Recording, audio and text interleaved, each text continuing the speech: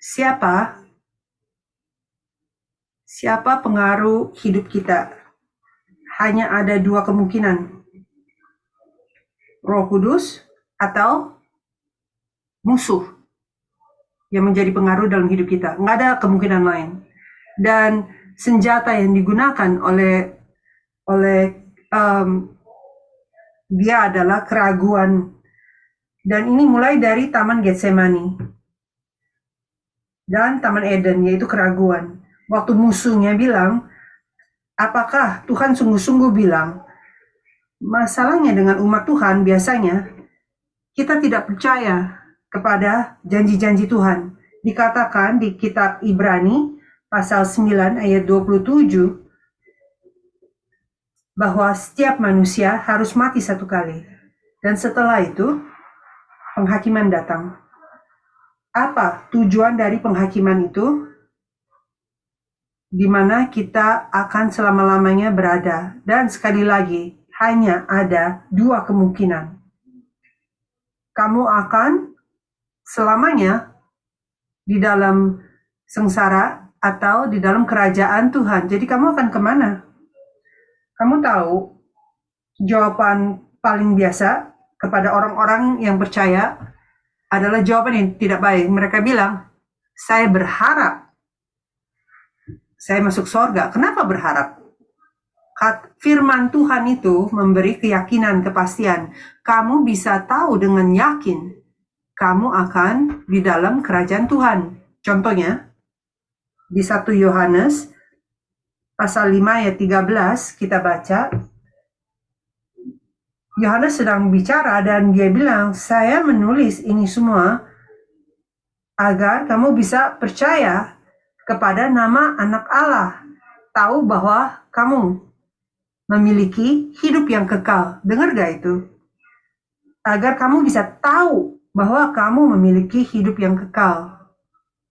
Kita akan belajar dari 2 Petrus, tapi sebelum kita masuk ke sana, saya ingin lihat satu ayat lagi. Buka Alkitab ke kitab Ibrani di pasal 4. Ibrani pasal 4. Penulis kitab Ibrani ini di pasal 4 ini dia bicara kepada dua kelompok orang. Mereka yang percaya, artinya apa? Mereka telah dengar Injil dan mereka sudah menerimanya dengan iman. Dan oleh karena itu di ayat 3 dikatakan, sebab kita yang beriman akan masuk ke tempat perhentian. Tempat perhentian itu adalah kata kerajaan. Ini sedang bicara mengenai istirahat yang kekal dengan Tuhan. Tidak ada hal yang tidak yakin mengenai ini. Penulisnya bilang, kita akan masuk ke tempat perhentian dikatakan. Tapi masalahnya di sini. Lihat di ayat 1. Ibrani pasal 4 ayat 1. Saya sedang melihat di tulisan Yunani. Dan saya akan terjemahkannya secara sangat hurufiah. Masalahnya ini. Ada banyak versi Alkitab di mana dikatakan satu hal. Tetapi karena doktrin atau komitmen secara teologi, penulisnya itu menerjemahkannya untuk mendukung kepercayaan mereka dan bukan apa yang firman Tuhan sebenarnya mengatakan. Mari kita lihat di ayat 1. Dikatakan, sebab itu, mari kita takut. Lalu berikutnya, dua kata Yunani yang muncul. Banyak Alkitab dijadiin satu. Mipote. Itu artinya apa? Kata itu artinya tidak, negatif. Dan pote artinya kapan saja. Jadi ayatnya sedang mengatakan ini. Sebab itu mari kita takut dan tidak pernah. Harus tahu tidak pernah. Konteksnya apa?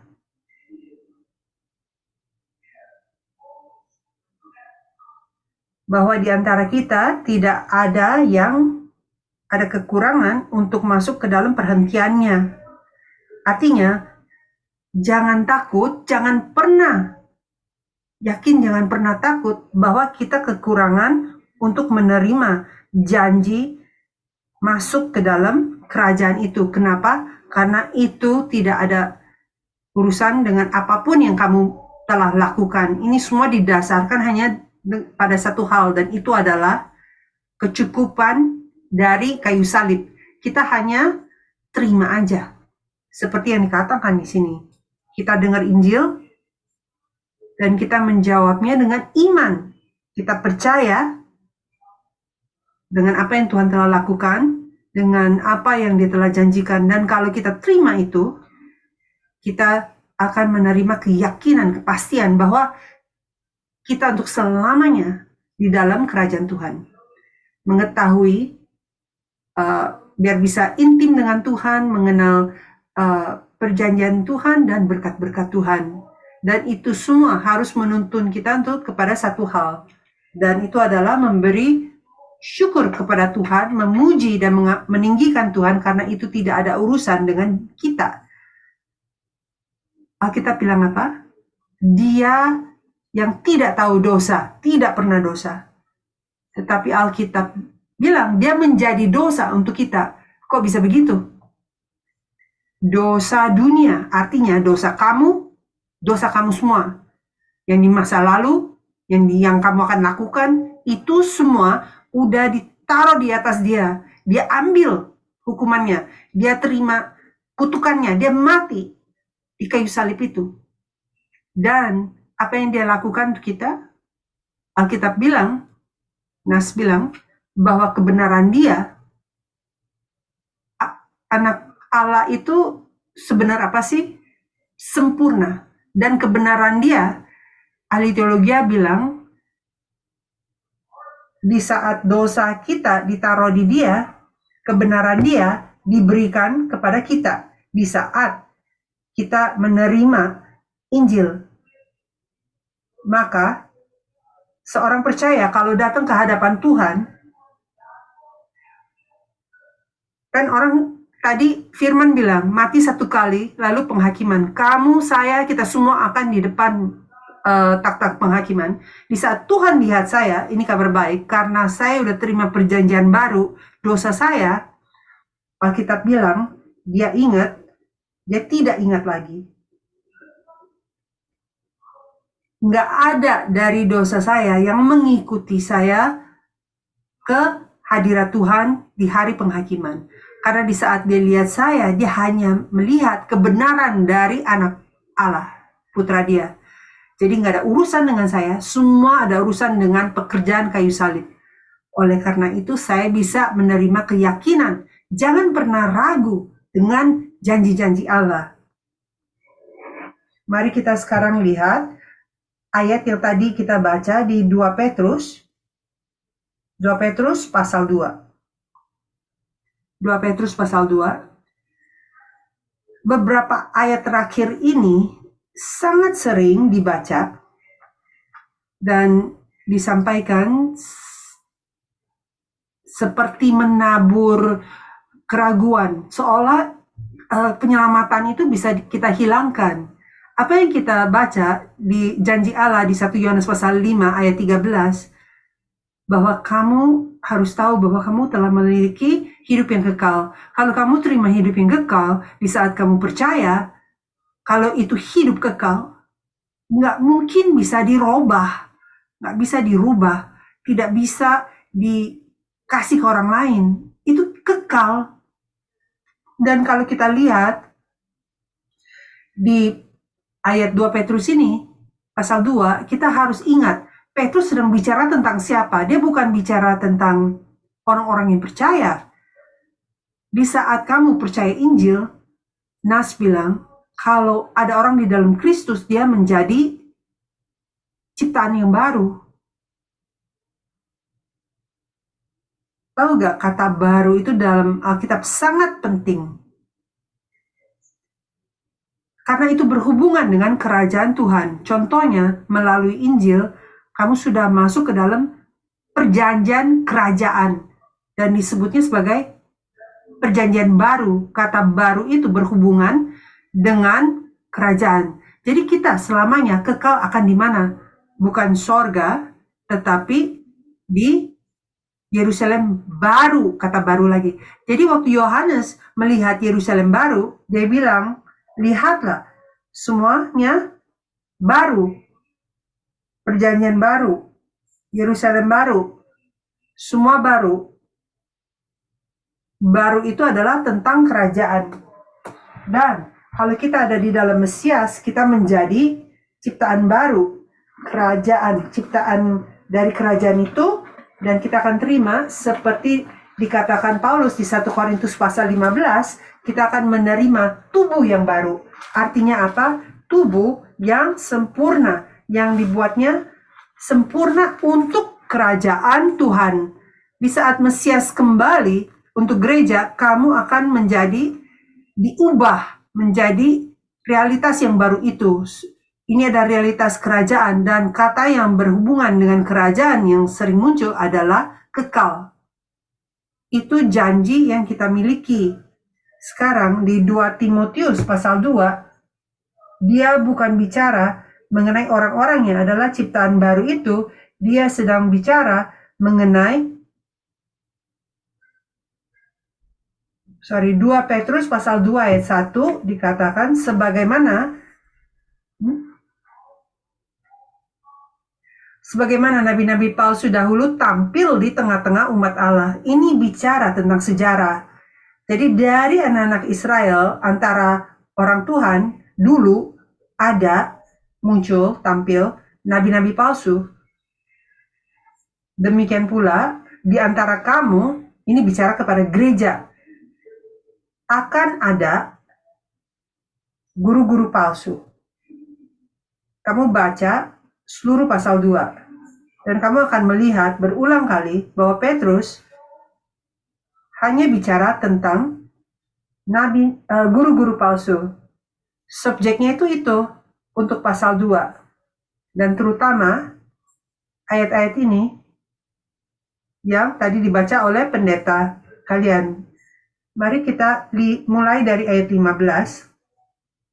Dikatakan, ini guru-guru palsu, mereka tahu banyak.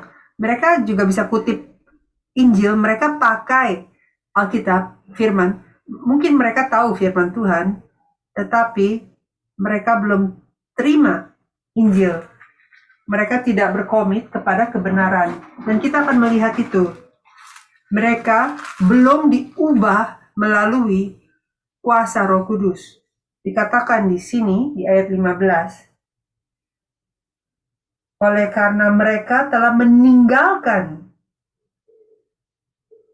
jalan yang benar secara hurufiah, jalan yang lurus kalau secara hurufiah. Apa yang telah mereka lakukan? Jadi di saat kita meninggalkan jalan yang lurus yang adalah kebenaran, kita akan menemukan diri kita dibawa ke tempat yang sesat. Dituntun ke tempat yang sesat. Artinya kamu masuk kepada angkasa, itu kondisinya. Mereka ada di situ, mereka tahu kebenaran, tetapi mereka tidak komit kepada kebenaran. Mereka bukan anggota keluarga Tuhan. Dan kita akan lihat bahwa Petrus akan kasih contoh yang sangat luar biasa. Perhatikan siapa yang dibicarakan. Mengikuti sesuatu katanya, mengikuti cara Bileam, anak Besor. Apa yang kita tahu mengenai Bileam, anak Beor? Tuhan memang bicara kepada dia. Dia mendengar firman Tuhan, tapi dia tidak komit dengan firman Tuhan. Dia membuat satu kalimat perkataan. Di saat Raja Moab muncul, datang kepada dia dan bilang, saya mau kamu mengutuk anak-anak Israel dengan mengatakan, orang ini Bileam, dia kan ada kuasa. Dia itu seperti dukun. Tapi Tuhan bicara kepada dia. Tapi dia tidak pernah nurut kepada firman Tuhan. Waktu Raja Balak datang kepada dia dan suruh dia kutuk umat Israel, dia bilang, oh saya nggak bisa. Saya tidak bisa lakukan apapun di luar firman Tuhan. Meskipun kamu kasih saya rumah kamu pun, rumah raja kan bagus, penuh dengan emas dan perak. Banyak orang dengar itu dan mereka tidak mengerti tujuan dia sebenarnya. Saya kasih contoh, saya ada jam tangan ini. Dan kalau saya bilang, saya tidak akan menjual jam tangan saya untuk $100. Apa yang saya sebenarnya kasih tahu? Bahwa saya tidak akan jual jam tangan saya? Tidak. Saya tidak akan jual untuk harga segini. Kalau mau beli, harus kasih apa? Bayar lebih dari $100. Itu yang dia katakan kepada si raja. Kalau kamu mau saya lakukan ini, artinya perlu duit yang banyak sekali. Baca Perjanjian Baru. Apa yang dia lakukan? Dia mengajar raja bagaimana untuk membawa kutuk kepada umat Israel dengan menuntun Israel ke dalam penyembahan berhala. Baca apa yang dikatakan Perjanjian Baru tentang dia. Dia bukan nabi yang setia. Dia tahu firman Tuhan, tapi dia tidak pernah komit kepada firman Tuhan. Maka dia kasih tahu dikasih peringatan kepada guru-guru palsu yang mengikuti jalan Bileam anak Beor. Kenapa? Sini masalahnya. Yang suka menerima upah yang tidak benar. Kalau kita dilahir ulang, regenerasi, kita telah menjadi ciptaan baru, kita akan komit kepada kebenaran, bukan ketidakbenaran. Apa yang dikatakan Nas? Cari dulu itu prioritas kan maksudnya. Cari dahulu kerajaan dan kebenarannya. Kenapa kita harus komit dengan kebenaran? Di dalam Alkitab, di Ibrani, puisi Ibrani, ada paralelisme, sesuatu yang paralel kepada hal yang lain. Kalau kita melakukan pelajaran baik dengan kata kebenaran, kita bisa lihat itu paralel dengan konsep kemuliaan. Di saat seseorang melakukan kebenaran, dia akan menampakkan kemuliaan Tuhan, dan itu yang kita ingin lakukan kan? Itu kita komit kepada hal itu. Bileam tidak. Bileam itu dia menyukai upah yang tidak benar. Dan Tuhan bicara kepada dia di ayat 16, tetapi Bileam beroleh peringatan. Jadi peringatan itu kayak dikoreksi. Tuhan kasih dia kesempatan melalui teguran yang mengoreksi dia. Apa yang dikatakan Nas? Sebab dia dikasih peringatan, dibenarin melalui keledai yang berbicara dengan suara manusia. Dan kita lihat di sini bahwa keledai ini menahan diri, menahan kegilaan si nabi. Ini kata yang sangat penting, kegilaan. Dia mendengar firman Tuhan, tapi dia melanggar. Itu adalah kebodohan. Itu bukan orang yang percaya lakukan. Saya kasih contoh. Banyak orang percaya dengan hal ini, bahwa kalau kita mengajar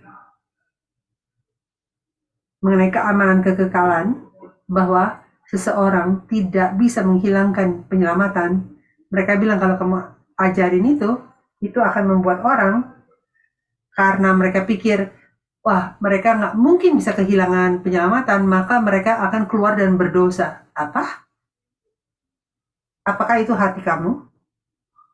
Saya kasih tahu ya, saya datang dari mana. Dosa tidak pernah memberkati saya. Apakah pernah memberkati kamu? Apakah berkat itu adalah berkat dalam hidup kita? Kalau kita tidak nurut Tuhan, apakah hal-hal yang baik terjadi kepada kita? Menurut saya tidak. Saya tidak melihatnya seperti itu. Dosa bukanlah teman kita. Dosa membawa kesedihan, penderitaan, dan akhirnya kematian. Dosa bukan sesuatu yang kita ingin lakukan. Orang yang sudah terima regenerasi, ciptaan baru dalam Kristus, tidak menginginkan dosa. Malahan, orang yang sungguh-sungguh percaya, motivasi besar untuk terima Injil adalah saya ingin meninggalkan dosa. Saya ingin dibebaskan dari dosa. Bukannya, oh kalau saya nggak bakal dihukum, atau penyelamatan tidak akan hilang, berarti saya akan kembali lagi ke dosa. Itu bukan pikiran Kristus, atau itu bukanlah tindakan orang yang sungguh-sungguh percaya. Jadi Bileam lewat dibenarin ini secara mukjizat melalui keledai yang tidak bisa bicara, namun berbicara dengan suara manusia. Kita lihat di ayat 17, kita melihat ilustrasi yang luar biasa mengenai guru-guru palsu ini. Dia mengatakan di ayat 17, sebab mereka ini, guru-guru palsu itu adalah seperti mata air. Tapi masalahnya apa dengan mata air itu? Tidak ada air. Mata air tanpa air. Berarti hanya sebuah lubang. Mungkin kelihatannya dari luar seperti mata air, tapi kalau kita lihat dalamnya, kita sadar sesuatu. Itu bukan sumur. Kalau kita di dalam iman, harus ada konsistensi dalam hidup kita kan. Kita akan terakar melalui Roh Kudus. Kita akan mengalami hal ini didirikan. Kita akan berdiri atas satu fondasi yang pasti. Tetapi orang-orang ini, individu ini, mereka seperti awan yang dihalaukan angin badai, dan masa depannya apa? Seperti bagi mereka telah tersedia tempat dalam kegelapan. Dalam kegelapan itu mungkin referensi kepada sesuatu yang kita lihat di Perjanjian Lama. Di kitab Keluaran ada 10 malapetaka, yang satunya adalah kegelapan. Tapi dalam bahasa Ibrani ada 2 kata untuk kegelapan. Yang satu adalah Hosheh, artinya gelap, kayak matiin lampu. Hosheh itu muncul di saat kita matikan lampu. Tapi di dalam Nas dikatakan malapetaka kegelapan itu menggunakan kata tambahan Hevila, yang artinya banyak Alkitab tuh menerjemahkannya sebagai kegelapan yang tebal. Kenapa? Karena yang berdiri mereka nggak bisa duduk, yang duduk tidak bisa berdiri. Mereka menjadi seperti beku di dalam kegelapan itu sampai tidak bisa gerak.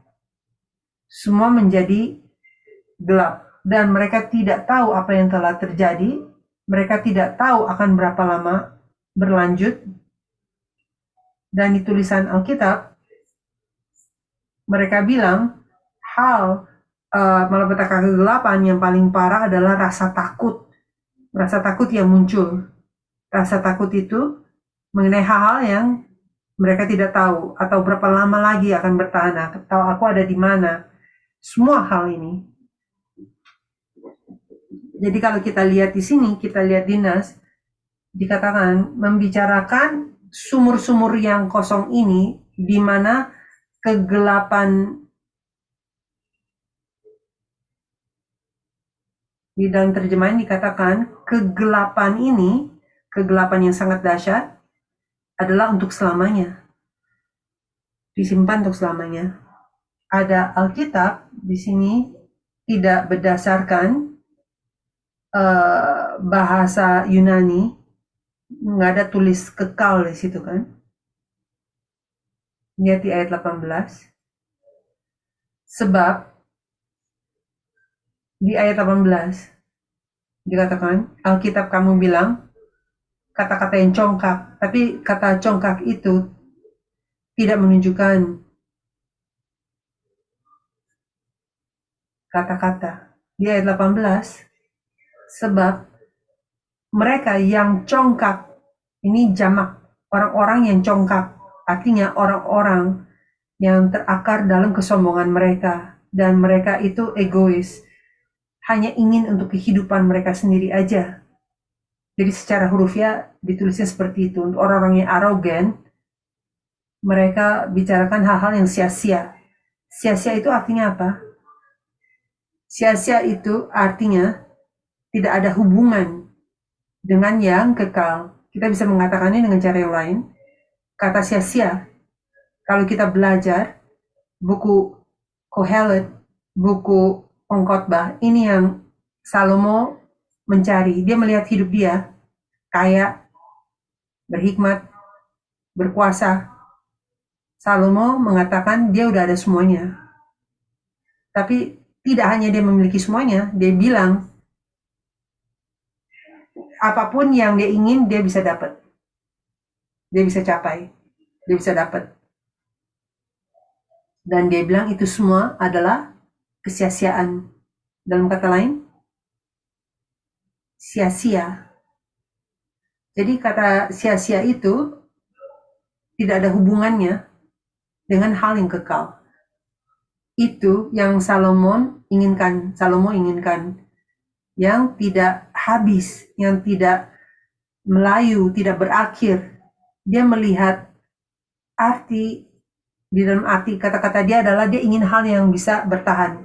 Di ayat 18, kalau kita dimotivasi dengan arogan dan kesombongan, kita akan bicara hal-hal yang sia-sia, yang tidak berhubungan dengan kerajaan Tuhan. Dan individu-individu ini lakukan apa? Dia sedang bicara tentang siapa? Guru-guru palsu. Apa yang mereka lakukan? Mereka adalah orang-orang yang membuat orang itu nafsu, keinginan daging, dan hawa nafsu cabul. Di dalam tulisan Yunani kamu ada kata barely.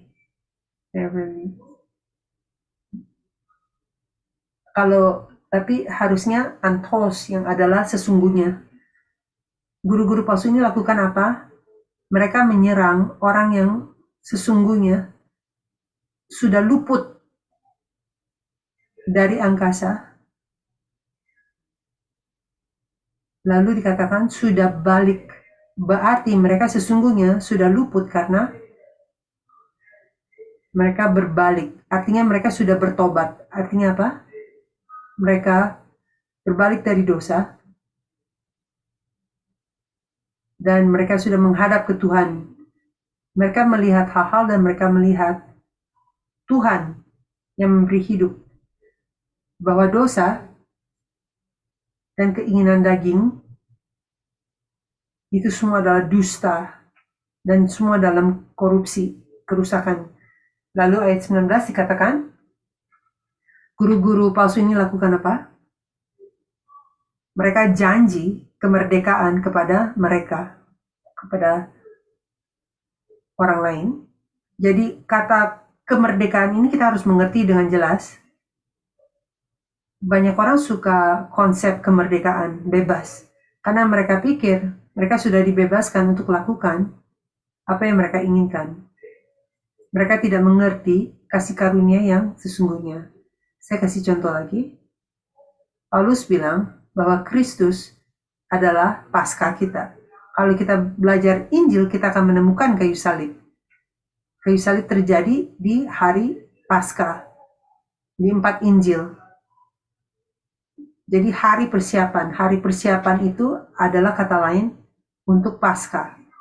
Dia adalah domba Paskah kita. Dan sama seperti di Mesir, orang di Mesir, darah domba itu, jadi bukan hanya domba Paskahnya mati, tapi darahnya yang sangat penting. Dan darah itu berhubungan dengan penebusan. Kematian tidak cukup, tetapi darah yang Tuhan lihat. Orang keluar dari perbudakan, mereka dibebaskan dari kuasa dosa. Kamu baca Alkitab. Kenapa anak-anak Israel di Mesir? Karena dosa. Mereka dosa terhadap saudaranya Yusuf. Dan penyebab mereka membenci saudaranya itu apa? Baca Nas dengan jelas. Mimpi-mimpi yang dia terima. Siapa yang kasih dia mimpi-mimpi itu? Tuhan. Mimpi itu tentang apa? Wahyu. Mereka tidak tertarik dengan wahyu Tuhan. Kenapa? Kalau kita tertarik dalam janji-janji Allah, kamu akan tertarik dengan wahyu-wahyu Tuhan. Tetapi kalau kamu hanya ingin apa yang kamu mau, kamu nggak bakal tertarik atau mau tahu tentang keinginan Tuhan, karena kamu pikir cara kamu lebih baik, dan itu adalah arogan. Jadi kebodohan adalah ingin Tuhan itu setuju dengan kamu. Itu adalah kebodohan. Hikmat adalah di saat kamu setuju dengan Tuhan. Itu yang kita bahas kemarin. Orang-orang yang tersisa Israel, orang campur, mereka jaga Paskah dan mereka keluar, dan mereka menerima kemerdekaan. Mengerti kata kemerdekaan itu apa? Gunung Sinai.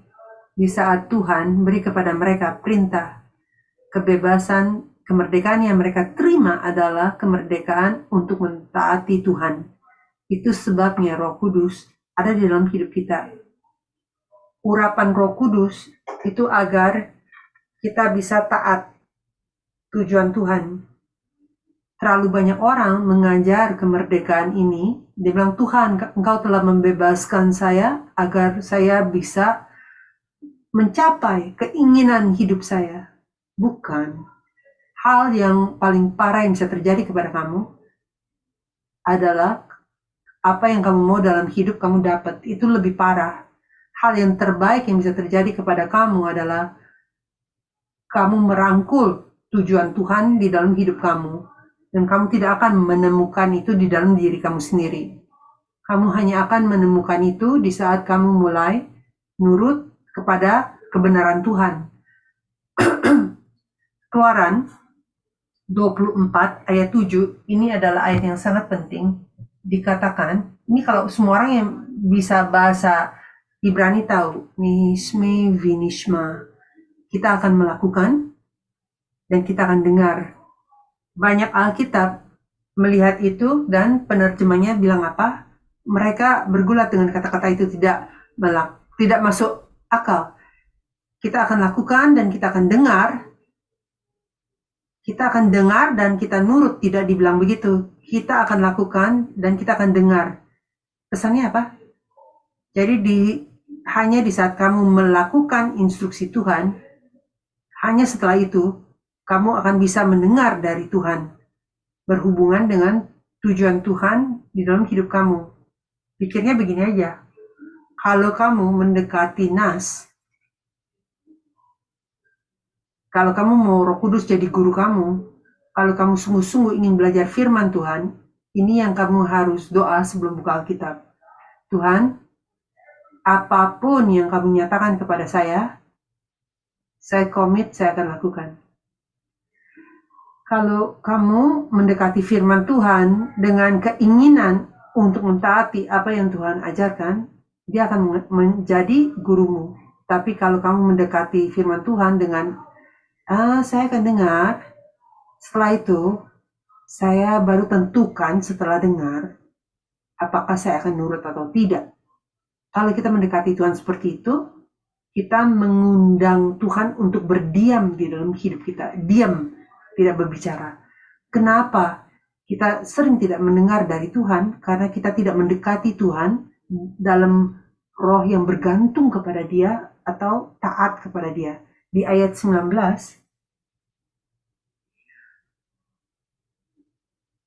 mereka menjanjikan kemerdekaan tetapi mereka adalah hamba-hamba apa? Mereka adalah hamba-hamba atau budak korupsi. Itu bukan orang yang percaya kan? Itu bukan mengenai kita. Kita ingin kemurnian, kita ingin kebenaran, kita ingin kekudusan. Kenapa? Roh Allah bergerak di hidup kita. Kita harus mendengarkan apa yang Roh Kudus bicara. Dengarkan buah dari Roh Kudus. Sangat beda dengan apa yang dikatakan di sini. Ini adalah orang-orang ayat 19 yang telah menjadi hamba korupsi. Corruption kayak kerusakan atau korupsi. Karena siapa yang dikalahkan orang, ia adalah hamba orang itu. Jadi dia menjadi seperti budak dari orang itu. Jadi Nas bilang, dia ingin kita untuk menerima hidup meluap dan kemerdekaan setelah menjadi ciptaan baru, untuk kemerdekaan untuk nurut kepada Tuhan. Kita bukan budak dari korupsi. Ayat 20 ada kata yang sangat penting di ayat 20. Ini adalah kata F. Kalau mengerti website, kalau tahu Bible Hub, kalau taruh ayat ini di dalam search engine, pergi ke Bible Hub dan masuk ke interlinear, lalu klik kata ini di concordance. Di sana dikatakan begitu banyak. Ini adalah partikel yang conditional, berkondisi. Ini bicara tentang sebuah situasi yang ditunjuk sebagai nyata, kenyataan. Tetapi secara realitas itu hanya hipotetis untuk tujuan ilustrasi saja. Apa yang Petrus sedang lakukan adalah dia memberi kepada kita contoh untuk tujuan ilustrasi saja, agar kita bisa mengerti sesuatu. Apa itu? Lihat di ayat 20. Sebab jika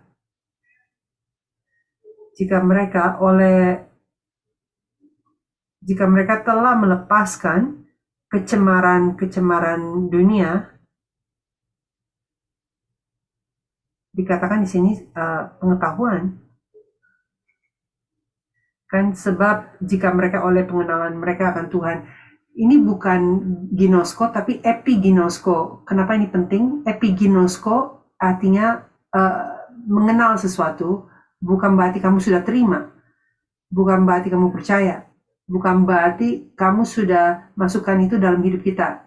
Itu hanya mengenal sesuatu, memiliki sebuah pengetahuan saja, tapi hanya pengetahuan di kepala, bukan sebuah komitmen. Jadi di sini dibilang individu-individu ini sebuah ilustrasi. Kalau benar mereka telah melepaskan diri dari kecemaran dunia ini, caranya bagaimana? Dengan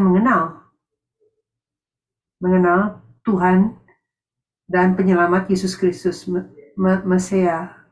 Dan kalau mereka ini sekali lagi terlibat lagi di dalamnya, maka akhirnya ini terjadi kepada mereka. Ini grammarnya perfect tense. Kata terjadi atau menjadi itu perfect tense. Itu bicara mengenai sesuatu yang benar di dulu dan masih benar sekarang dan akan benar di masa depan. Jadi Nas sedang mengatakan ini, tidak ada yang berubah untuk kelompok ini. Mereka dikuasai oleh dosa dulu dan masih benar dan akan tetap benar seperti itu. Lalu dikatakan telah terjadi kepada mereka bahwa keadaan mereka yang terakhir akan lebih parah dari keadaan yang pertama awal. Jadi sekali lagi dia menekankan di sini belajar sesuatu. Penghakiman tidak akan sama untuk setiap orang. Kamu sadar itu kan? Saya kasih contoh yang Yeshua katakan. Yesus mengajar akan lebih bisa ditahan untuk Sodom dan Gomora dibandingkan Udim, Bethsaida, dan Kores. Kenapa Koresi? Kenapa? Karena Mesias datang, mereka sudah dengar kebenaran, tetapi 3 kota ini lakukan apa yang Yesus kutuk? Mereka menolak Yesus. Oleh karena itu, dia bilang akan lebih baik untuk Sodom dan Gomora, karena dia tidak pergi ke tempat-tempat itu. Oleh karena itu, Nas sedang mengatakan bahwa mereka yang terlibat lagi di dalam dosa, mereka udah tahu kebenaran, tetapi mereka kembali ke dusta. Mereka memilih dosa dan bukan kebenaran. Jadi motivasi hidup mereka tuh seperti itu. Oleh karena itu, keadaan akhir lebih parah dari awal. Karena dulu nggak tahu, sekarang mereka tahu, maka penghakimannya akan lebih parah. Lihat ayat 21. Karena lebih baik untuk mereka, lebih baik untuk mereka tidak mengenal jalan kebenaran. Mereka tahu, mereka mengenalnya, tapi dikatakan karena mereka sudah mengenal, mereka berbalik dari perintah yang kudus. Perintah kudus yang mana? Injil. Mereka sudah dengar Injil, mereka sudah tahu isinya, tapi mereka belum menerimanya. Mereka ada pengetahuan itu, tetapi di saat memilih, mereka kembali ke kondisi yang sama. Bahwa pengakuan Injil, perintah yang kudus yang diberikan kepada mereka, tidak merubah itu. Apakah Injil telah merubah kita? Apakah kita ada pikiran baru, pikiran Kristus? Apakah kita komit dengan tujuan-tujuan Tuhan? Apakah kita ingin hidup yang benar karena kita ingin memberi kemuliaan kepada Tuhan? Ataukah kita seseorang yang pernah dengar Injil, mengerti Injil, tapi tidak benar-benar menerima Injil? Lihat ayat yang terakhir, apa yang dikatakan? Tetapi apa yang telah terjadi kepada mereka, jadi sekali lagi muncul keadaan yang sama telah terjadi kepada mereka, tetapi itu hanya di masa lalu dan sama sekarang akan lanjut seperti itu. Mereka belum berubah, mereka tuh sebenarnya sama seperti dulu sebelum dengar firman dan setelah mereka dengar firman, tidak ada perubahan. Dia akan kasih Amsal ini di ayat 22, apa yang terjadi kepada mereka cocok dengan yang dikatakan peribahasa, dan peribahasa yang diberikan apa? Anjing, sebuah anjing yang kembali lagi ke muntahnya. Ada beberapa kata-kata beda untuk anjing di Perjanjian Baru. Kata ini bicara tentang anjing yang bukan anjing yang tinggal di dalam rumah, tapi dia hidupnya di tempat sampah. Yang dia lakukan hanya satu hal, dia cari makanan, dia hanya mau makan. Contohnya apa? Dia makan sesuatu dan perutnya sakit habis itu, lalu dia balik lagi makan itu lagi. Kenapa dia lakukan itu? Tahu gak jawabannya? Kenapa anjing lakukan itu? Jawabannya ini. Karena dia anjing. Karena dia anjing. Anjing memang seperti itu. Fakta bahwa ini membuat dia sakit perut, dia nggak peduli. Dia buat keputusan yang sama. Dia bertindak cara yang sama.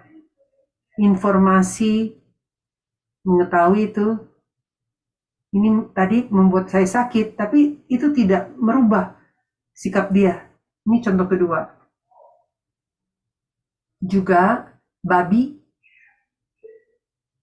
yang sudah dimandikan, saya nggak tahu terlalu banyak mengenai babi, tetapi saya bisa kasih tahu sesuatu.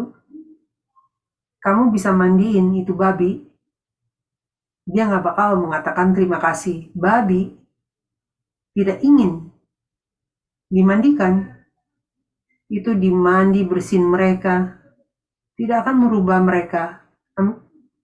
Bahasa mengatakan apa? Dia bilang babi yang sudah dimandi, dia langsung lakukan apa? Kembali ke tempat di mana dia main di dalam lumpur lagi. Kenapa babi lakukan itu? Karena dia babi.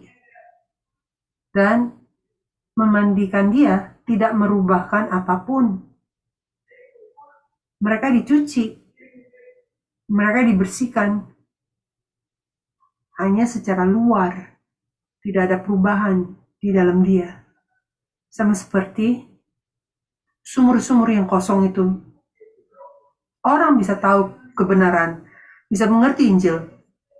Mereka bisa bilang dan mengajarkan banyak tentang Alkitab. Mereka bisa, banyak yang mereka katakan benar, tapi belajar satu perumpamaan saya yang adalah ini. Sedikit racun bisa menghancurkan makanan yang sangat sempurna. Dan itu adalah fondasi dari guru-guru yang palsu. Banyak dari ajaran mereka, dari Alkitab, semua baik dan benar. Tapi itu, racun yang sedikit itu, penipuan yang sedikit itu, sedikit racun rohani itu yang menghasilkan hasil yang sama, kematian, kehancuran,